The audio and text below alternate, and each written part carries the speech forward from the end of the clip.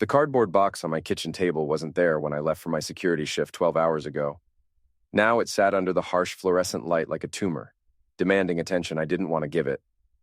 My name is Jason Fletcher, and I've been married to Laura for 15 years. Used to be a cop until I made the mistake of reporting my captain's side business selling confiscated pills. That whistleblowing cost me my badge, my pension, and most of my friends on the force. Now I run security consultations for businesses around Houston's sprawling suburbs, checking alarm systems and teaching store managers how not to get robbed. The house felt different tonight, too quiet. Our two daughters, Beth and Janie, were already asleep, but Laura's Mercedes wasn't in the driveway. Again. I opened the box with hands that had cuffed hundreds of suspects, hands that now shook slightly. Inside, wrapped in tissue paper like some sick Christmas present, was our wedding ring. Mine, the one I'd been looking for all week. It was bent nearly in half. Beneath it lay pieces of our marriage certificate, torn into precise strips. A note card sat at the bottom, written in Laura's careful handwriting. Tomorrow, your life and Santiago's life will change forever. You've had your chances, Jason. Time for something real. Santiago. I'd heard that name whispered in our bedroom when Laura thought I was asleep, seen it flash across her phone screen during family dinners. Santiago Navarro, according to my quiet research, wasn't just some random guy. He owned half the luxury car dealerships in Houston and had connections that made my old police contacts nervous when I asked around. Water ran upstairs. Laura's voice drifted down through the ceiling, muffled, but clear enough. No, baby, he'll never figure it out. Tomorrow night's party will be perfect. It's not cheating when everyone's doing it, right? It's just expanding horizons. I sat in my kitchen staring at my destroyed wedding ring, listening to my wife plan her next betrayal.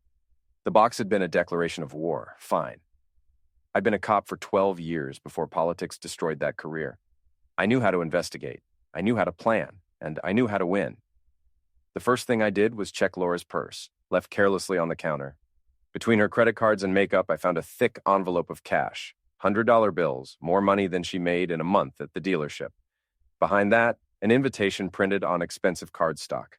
Private party, couples welcome, Santiago's estate, discretion required. The address was in River Oaks, Houston's most exclusive neighborhood. The kind of place where pill money got laundered through real estate deals, and nobody asked uncomfortable questions.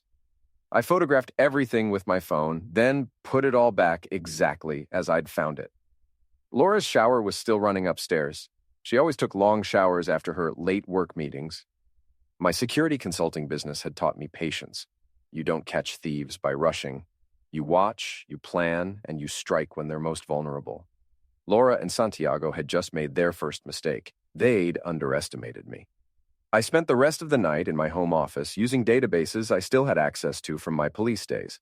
Santiago Navarro owned 4 car dealerships, a restaurant, and 2 nightclubs. His tax returns showed legitimate income, but the lifestyle visible on his social media suggested money sources that wouldn't survive IRS scrutiny. More interesting were the police reports, domestic disturbances at his mansion, noise complaints from neighbors, and 3 attack charges that mysteriously disappeared before trial. This wasn't just about my marriage anymore. Laura had gotten involved with someone dangerous, someone who thought he was untouchable. As a cop, I'd learned to hate guys like Santiago. As a husband, I was about to teach him why that hatred was justified. By dawn, I had a plan. The next evening, I drove to Santiago's mansion in River Oaks, wearing my security consultant uniform and carrying a clipboard. Rich people never questioned a man in uniform with official-looking paperwork. The estate was everything I'd expected: 10-foot walls, electronic gates, cameras at every angle, and a circular driveway filled with luxury cars. Mercedes, BMW, Lexus, and one cherry red Ferrari that screamed pill money. I parked across the street and watched. At 8 p.m., guests started arriving. Couples, mostly, dressed like they were heading to a country club mixer rather than whatever Santiago had planned.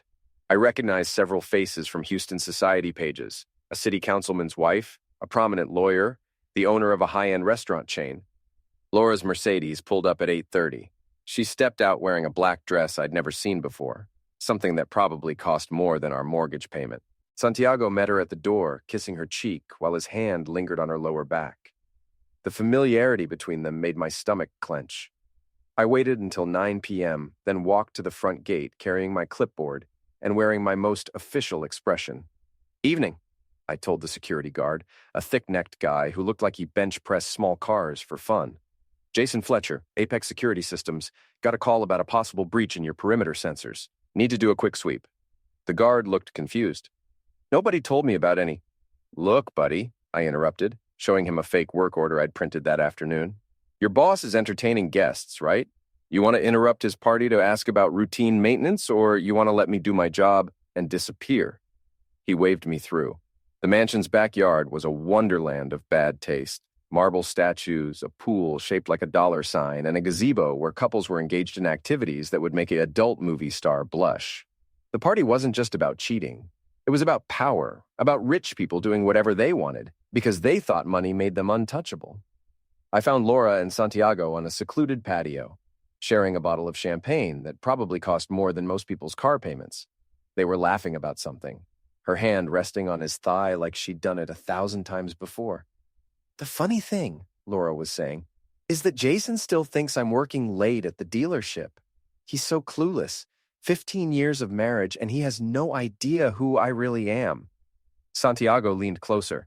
What about the kids? They suspect anything? Beth asks questions, but she's 13. She thinks everyone's parents are weird, and Janie's too young to understand. Besides, Jason's so wrapped up in his little security business, he barely notices what happens in his own house.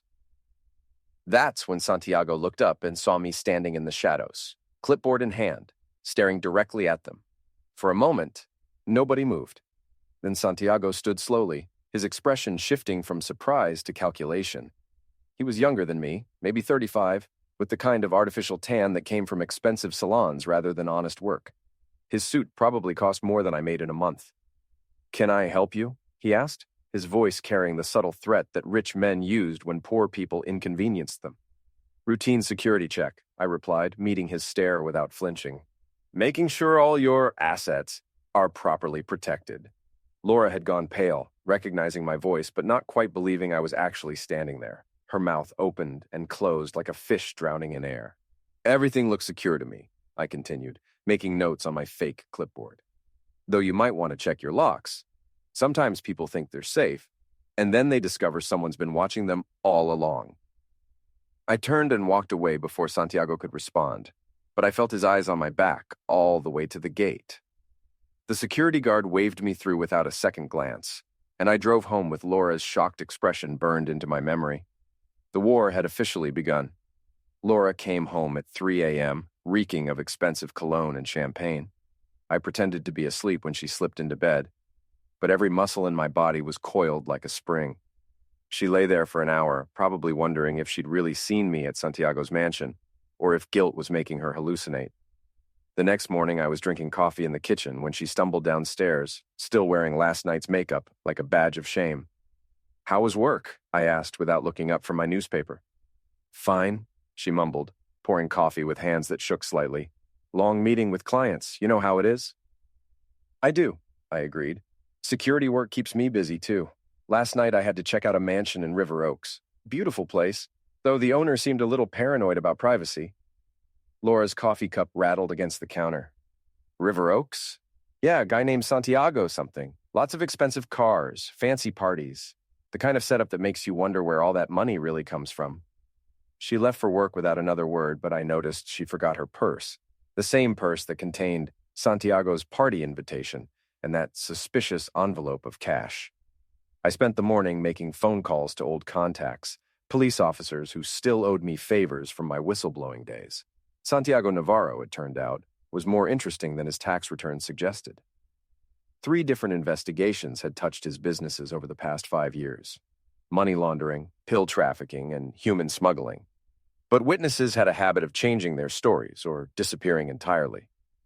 "Guys connected," my former partner Mike told me over a burger lunch. "Not cartel exactly, but he moves their money through those car dealerships. Sells a Honda Civic for 50 grand, books show it as a rare vintage model, and suddenly dirty money becomes legitimate business income." "What about his personal life?" Mike grinned. "You mean the swinger parties? Half of Houston's elites show up to those things. Politicians, judges, business owners. Santiago collects compromising photos like baseball cards. Makes him untouchable." That afternoon, I installed new security cameras around our house. telling Laura they were necessary because of recent break-ins in the neighborhood. She didn't argue, probably because she was too distracted planning her next rendezvous with Santiago. The cameras captured everything: her phone calls, her late-night texts, her increasingly careless lies about working overtime. But more importantly, they recorded the black Escalade that started parking across the street, watching our house with the same professional interest I'd shown at Santiago's mansion. Santiago was having me surveilled. Good. That meant I'd rattled him. On Friday evening, Laura announced she was going to another work conference that weekend. She packed her most expensive lingerie and a dress that looked like it belonged in a strip club rather than a business meeting. "Have fun," I told her, kissing her cheek with the same false affection she'd been giving me for months. "I'll take the girls to see a movie." But instead of the movies, I took Beth and Janie to their favorite restaurant, then sat them down for a conversation I'd been dreading. "Girls," I began carefully, "you know Mommy and I haven't been getting along very well lately." Beth, my 13-year-old, rolled her eyes. "Dad, we're not blind. She's never home anymore, and when she is, you two barely talk." Janie, only 9 but wise beyond her years, asked, "Are you getting divorced?" "I don't know yet, sweetheart. But I want you to understand that whatever happens between your mother and me, it's not your fault. And no matter what, I'll always be your dad." Beth leaned forward, her expression serious. "Is Mom seeing someone else?" The question hit me like a punch to the gut, but I kept my voice steady. "Why would you ask that?" "Because she gets text messages that make her smile in ways she never smiles at you anymore. And last week, I heard her on the phone telling someone she loved them, but she wasn't talking to you. Kids see everything." I'd forgotten that lesson from my police days. Witnesses under 12 were often the most reliable because they hadn't learned to lie to themselves yet. "If she is," I said finally, "then we'll deal with it as a family. But right now, I need you both to trust me, okay? Things might get complicated for a while." That night, after the girls were asleep, I sat in my office planning my next move. Santiago thought he was playing games with some suburban security guard who'd stumbled into something bigger than he could handle. He was about to learn that ex-cops never really retire. They just get more creative about dispensing justice. I opened my laptop and began typing an email to the IRS tip line, attaching every photograph and document I'd gathered about Santiago's business operations. Then I composed a second email to the Houston Chronicle's investigative reporter, a woman who'd built her career exposing corruption in high places. But before I could send either message, my phone buzzed with a text from an unknown number. "Stay away from things that don't concern you, or your family will pay the price." I looked out my window at the black Escalade parked across the street, its occupants probably watching me through night vision scopes. Santiago had just made his second mistake, threatening my children. Monday morning brought consequences I hadn't anticipated. My oldest client, a chain of electronics stores I'd been securing for 3 years, called to cancel our contract. "Nothing personal, Jason," the owner explained, sounding genuinely apologetic. "But we've been getting pressure from some of our suppliers. They're suggesting we might find better security options elsewhere." 2 more clients called before noon with similar messages. Someone was systematically destroying my business, and I knew exactly who. Laura came home that evening with a new necklace, diamonds that caught the light like tiny stars. When I asked about it, she claimed it was a bonus from work, but the jewelry store bag in her purse told a different story. Santiago was buying my wife expensive gifts while bankrupting my livelihood. "We need to talk," I told her after the girls went to bed. She looked up from her phone, where she'd been texting someone with the same secretive smile Beth had noticed. "About what?" "About Santiago Navarro." The blood drained from her face. "I don't know what you're—" "Cut the crap, Laura." I pulled out my phone and showed her the photographs I'd taken at his mansion. "I know about the parties. I know about the money. I know about everything." She stared at the images for a long moment, then straightened her shoulders with the defiance of someone who'd been caught, but refused to feel ashamed. "So what?" she said. "You want to play the outraged husband? Fine. But ask yourself this. When's the last time you made me feel alive? When's the last time you looked at me like I was something more than just the mother of your children and the person who splits the mortgage? When's the last time you gave me a chance to—" "I gave you 15 years of chances, Jason. 15 years of watching you settle for mediocrity, of listening to you complain about your lost police career, of pretending I didn't notice how you'd given up on everything that used to make you interesting." Her words hit harder than any physical blow. So, you decided to find someone more interesting? I decided to find someone who sees potential in me. Santiago doesn't treat me like a suburban housewife who should be grateful for whatever scraps of attention he throws my way. He treats me like a woman worth pursuing. He treats you like a possession he can buy with jewelry and expensive dinners. Laura laughed, a sound like breaking glass. At least he's buying me something. What have you given me lately besides complaints and criticism? That night, she slept in the guest bedroom. The next morning, I found divorce papers on the kitchen table, already filled out except for my signature. Sign them, she said, not looking up from her coffee. I've already talked to a lawyer. You can have the house, but I want half of everything else, plus alimony and child support. And custody? Joint custody. The girls need stability, and frankly, I'm going to be too busy building my new life to handle them full time. Building her new life. With Santiago's money and Santiago's connections, while I struggled to rebuild the business he was systematically destroying. That afternoon, I called my friend Mike from the police department. I need a favor. Jason, I told you. Santiago's untouchable.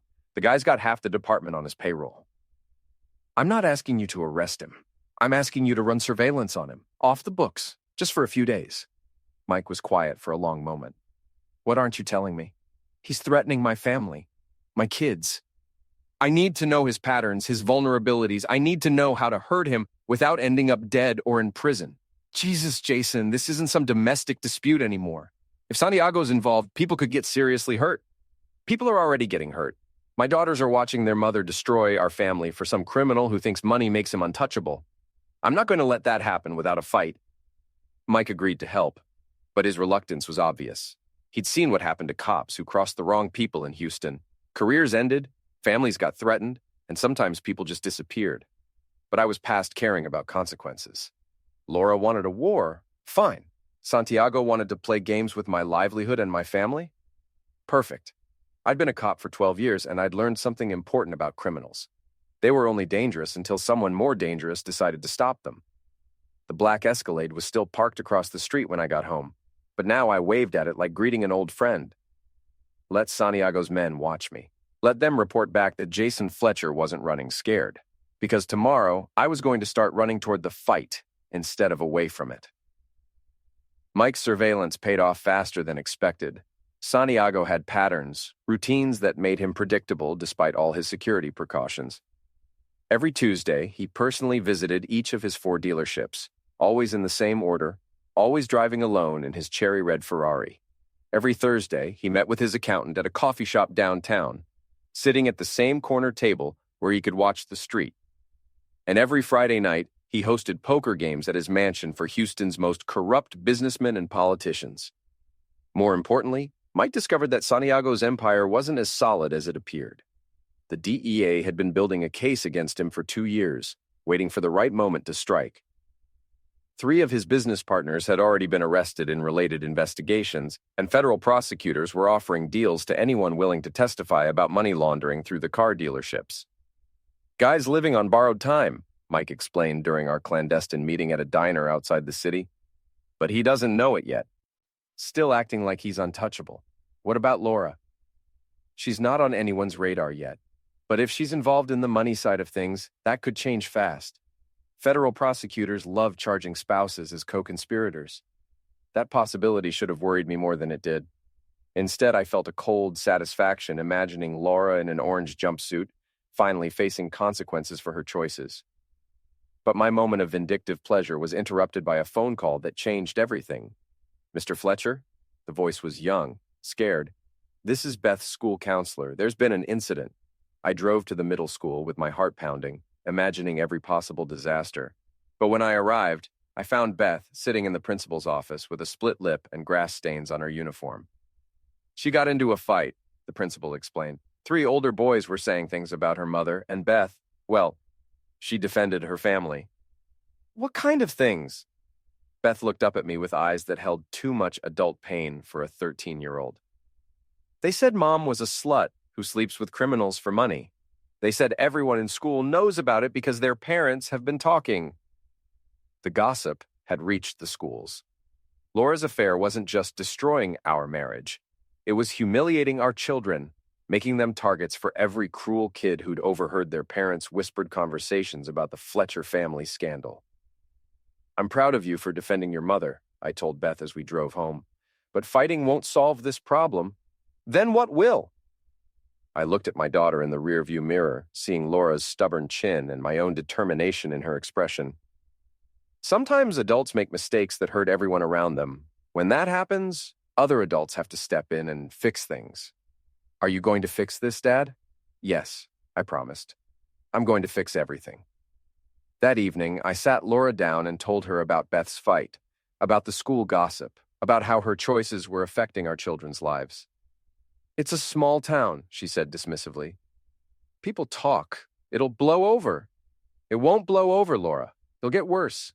Santiago's business is built on illegal money, and when the feds finally arrest him, and they will, your name is going to be in every newspaper in Houston. Our daughters will have to live with that shame for the rest of their lives. You're being dramatic. I'm being realistic. Santiago collects compromising information about his business partners and political connections. What makes you think he won't use you the same way when it benefits him?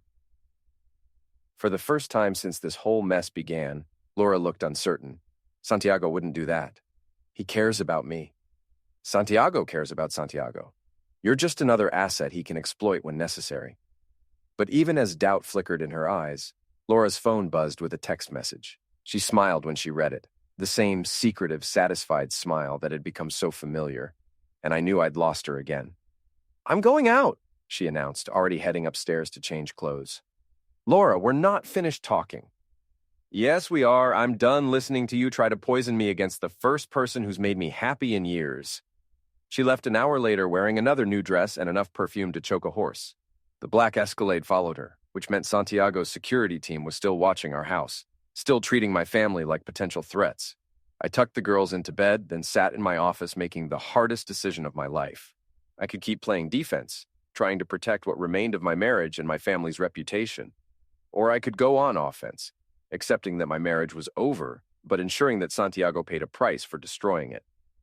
I opened my laptop and began typing an email to the DEA agent whose name Mike had given me. If Santiago wanted to play games with my family, I'd give him a game he couldn't win. The subject line read, "Information regarding Santiago Navarro money laundering operation." I hit send before I could change my mind. The DEA agent, Maria Santos, met me at a Starbucks downtown 3 days later. She was younger than I'd expected, maybe 35, with the kind of sharp intelligence that made criminals nervous and the tired eyes that came from seeing too much corruption. Your tip about the car dealerships fits with intelligence we've been gathering, she told me, reviewing the photographs and documents I'd compiled. But we need more than suspicious cash transactions. We need witnesses, recorded conversations, evidence of the actual money transfers. What about the parties at his mansion? Half of Houston's political establishment shows up to those things. Agent Santos smiled grimly. We know about the parties. We also know that Santiago records everything that happens there. Blackmail insurance, in case any of his guests develop inconvenient consciences. So raid the place. Seize the recordings. It's not that simple. Santiago has friends in high places. Judges who won't sign warrants, prosecutors who find reasons to delay investigations. We need ironclad evidence before we can move. I leaned forward, lowering my voice. What if someone could get you that evidence? Someone with security expertise who knows how to bypass alarm systems? Mr. Fletcher, I can't ask you to break the law. You're not asking, I'm volunteering. Agent Santos studied me for a long moment. This isn't about justice, is it? This is about revenge. Does it matter, as long as you get what you need to stop him? She closed her folder and stood up. I never had this conversation, but if someone were to anonymously provide us with evidence of Santiago's criminal activities, we'd be obligated to investigate. After she left, I sat in my car for 20 minutes, staring at my reflection in the rearview mirror. I was about to cross a line that would change me forever. Once I became the kind of person who broke into houses and stole evidence, I could never go back to being the man I'd been before. But that man had lost his job, his wife, and his children's respect. Maybe it was time to become someone different. That evening, Laura came home with another expensive gift, a designer purse that probably cost more than most people's rent. She flaunted it like a trophy, making sure I noticed the craftsmanship and the exclusive label. Santiago has excellent taste, I commented. He does, she agreed. not even bothering to deny where the purse came from. In everything? Including criminal associates? Laura's expression hardened. I'm not going to keep having this conversation with you, Jason. Sign the divorce papers, split our assets, and move on with your life. I have. Have you told Santiago about our conversation with Agent Santos? The question hit her like a physical blow. Laura went pale, her new purse slipping from nerveless fingers. How did you know about the federal investigation? Because I'm not the suburban fool you think I am. Santiago's empire is built on pill money, Laura. When the DEA arrests him, and they will, everyone connected to him becomes a potential co-conspirator. You're lying. I pulled out my phone and showed her Agent Santos's business card. Call her. Ask her yourself. Laura stared at the card for a long moment, then looked up at me with something that might have been fear. What did you tell them? Everything. The cash in your purse, the parties, the expensive gifts he can't afford on legitimate income. I gave them enough to start building a case. You fool! You're trying to destroy Santiago because you can't stand that he makes me happy. I'm trying to protect our children from the fallout when your boyfriend gets arrested for money laundering. Laura grabbed her purse and headed for the door. I have to warn him. Go ahead. Tell Santiago that his girlfriend's ex-cop husband is cooperating with federal investigators. See how long it takes him to decide you're a liability he can't afford. She stopped with her hand on the doorknob, finally understanding the trap she'd walked into.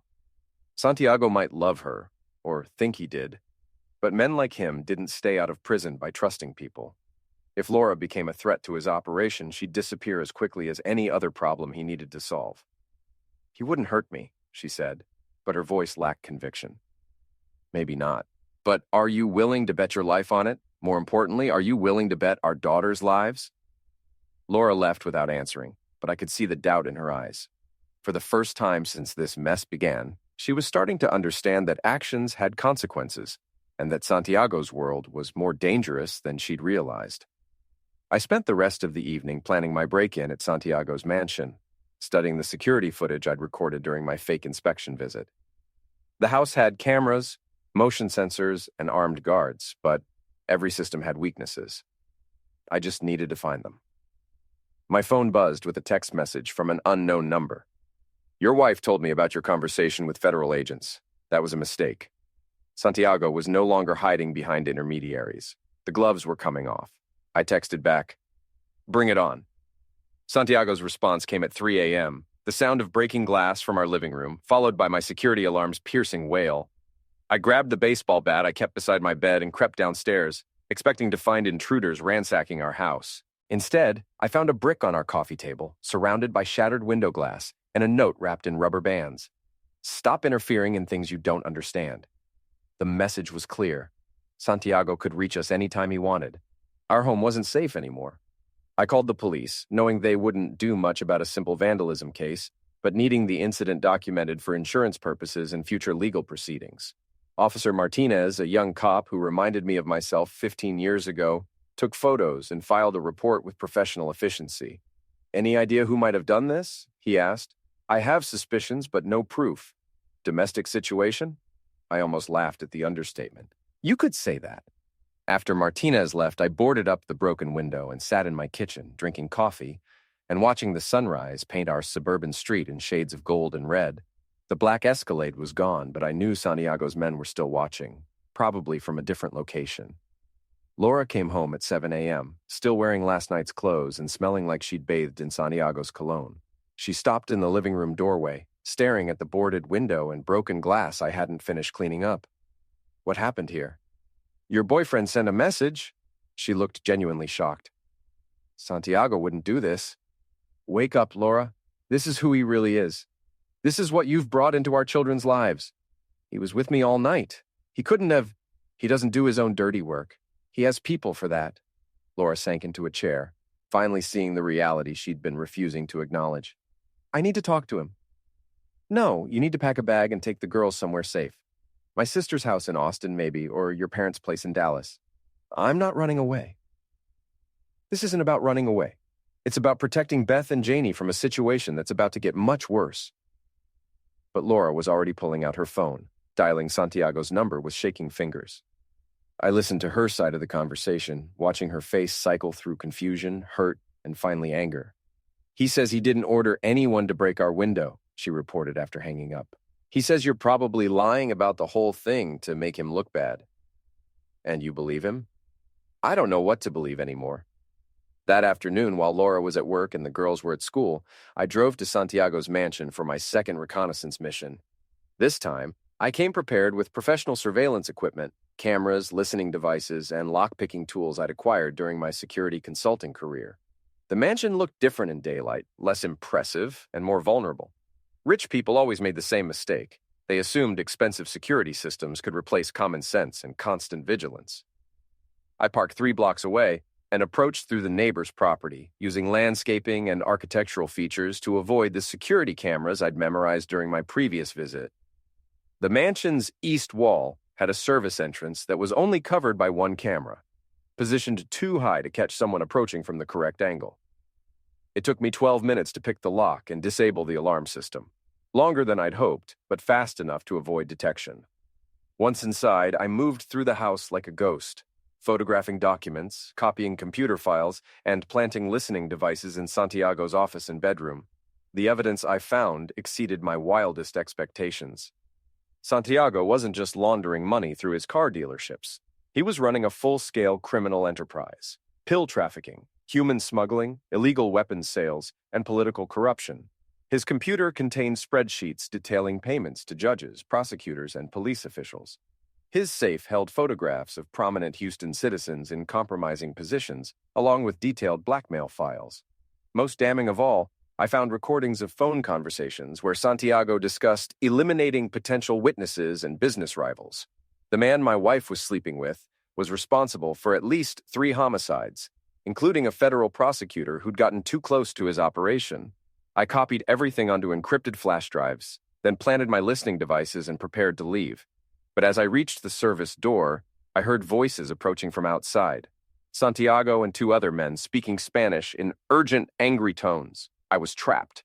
Moving quickly, I hid in a supply closet near the service entrance, listening to Santiago's conversation through the thin door.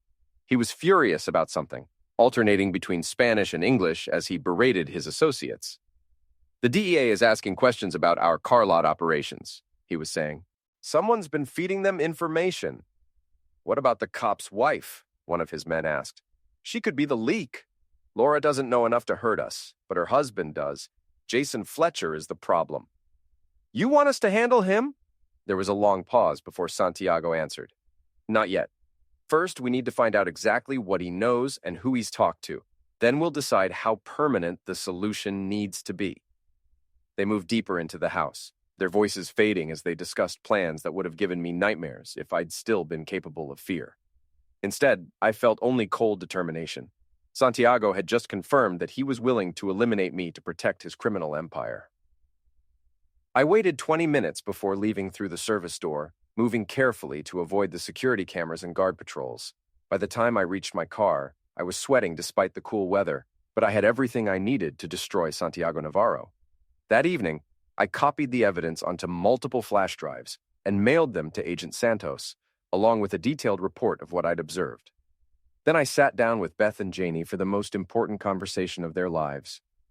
"Girls," I began, "we need to talk about some changes that are coming to our family.